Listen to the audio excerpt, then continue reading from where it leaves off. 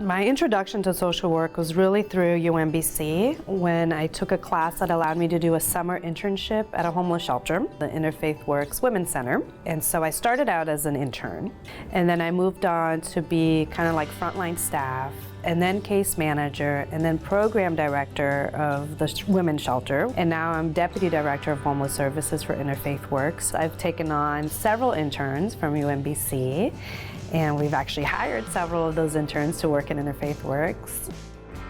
My current social work field placement is actually here at the Interfaith Works Women's Center. It is a homeless shelter that houses 70 women year-round. My primary role is case management. However, some other roles that I've found that I've played is advocating for clients, helping them find their voice, especially when there are all of these systemic barriers in place. My field placement is with the Housing Opportunities Commission of Montgomery County, HOC. My role is to engage with clients, to provide them with a needs assessment, to be able to gauge what I can connect them to as far as like employment, education, like where they stand.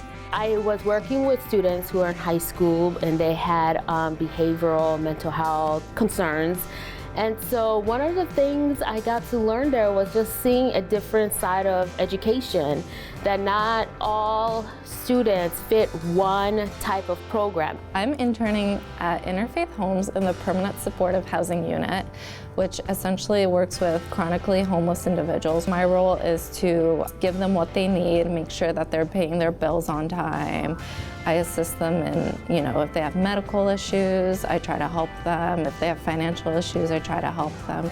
I was an intern at the Interfaith Works Women's Center, and so there I was a case management intern, and I did anything and everything. So I got to do a whole gamut of things, applying for SSI, trying to find Medicaid for individuals who are uninsured, and trying to find care for diabetes, elder care, trying to reconnect family to these individuals who maybe have that strained relationship over years, trying to find diversion to get a better place to live other than the shelter, and then ultimately try to find a safer environment to live, right? Whether it's living with a friend, renting a room within the community, finding a job, finding employment, anything to really empower the client to be able to self-sustain and move up out of homelessness. It's really cool to see them kind of connecting like theory with, behavioral health theory, and then connecting policy and understanding like, oh, okay, this is how this policy directly impacts our client right now applying for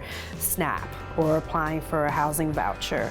So there's a lot of opportunity for connection and then applying it. They can apply it right away.